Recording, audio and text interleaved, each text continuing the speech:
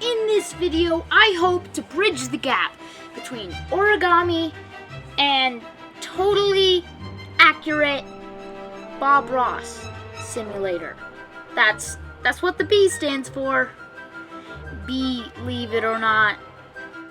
Tabs is like you're putting on an origami puppet show for a really bad audience. And you have a limited time to fold everything, which is like the cost. So you will have to use strategy to choose what models match the audience best and what models complement each other in optimal ways, because let me tell you, this audience has a chance of rioting. But don't worry, because if they do, then you could just erase their mind and start all over again by pressing one single button.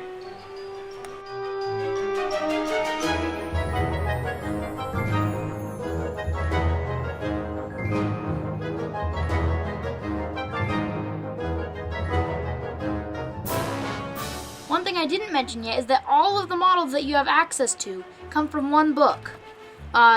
Origami Puppets for Dummies, which of course would have the acronym TABS.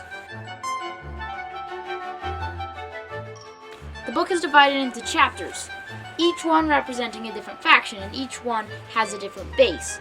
Now, an origami base is like a folded thing that is used as the starting position to fold many models. For example, the tribal faction is represented by the door base. The door base has a lot of simple and boring models, but somewhere along the line, you get a mammoth.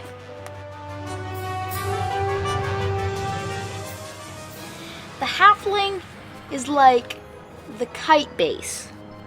Insanely simple, but somehow not bad when you spam 100 of them.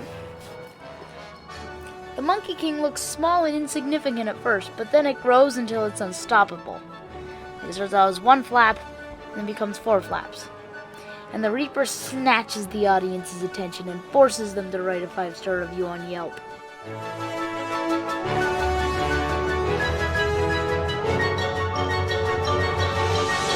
don't have time to explain every unit in this way, but if you guys enjoy the video, I'll be happy to make another one going through every single unit. Just remember to subscribe so you get to see it when it comes out. Every good show has some slapstick comedy, and Tabs is no different. Like sometimes you'll be in the middle of a battle and then some dude just gets yelled off the stage. Or maybe you place a unit in an awkward spot and then he goes absolutely bananas. The amount of variety in the army/puppet show makes the game constantly engaging. And the best part is, a new chapter, meaning of course a new faction, gets added every few months. And that's not even counting like the secret units. Oh wait, Now we need to talk about the battlefields, which of course is the crummy theater you rented. The map is everything. How the audience is oriented, how you can place your units, and most importantly, the secrets. As you explore the stage, you find sheets of paper with instructions on them. Soon you find a bunch of papers, and you compile them into an 11th chapter of the book. Secret.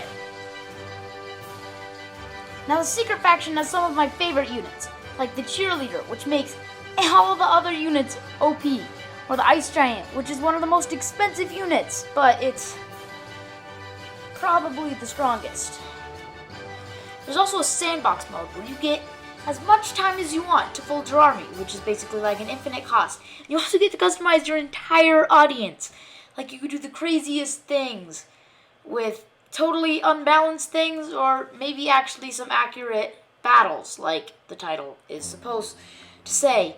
And then you can do sieges, you can do symphonies, you can do whatever this is. And yeah, my favorite thing to do in sandbox mode is like random challenges in first person. Like once I did a mammoth. Can you climb a mountain with a mammoth? And then I'm planning on doing a Bob Ross race to see if I can get 3 laps around the arena. And I like to stream those on Twitch, so you can follow me over there and we can hang out and chat. You can give me some tips or whatever. Overall, Tabs is an enjoyable game if you like strategy, fighting, and slapstick comedy. Just make sure that your audience isn't some hyperactive 6-year-olds with a 2-second attention span.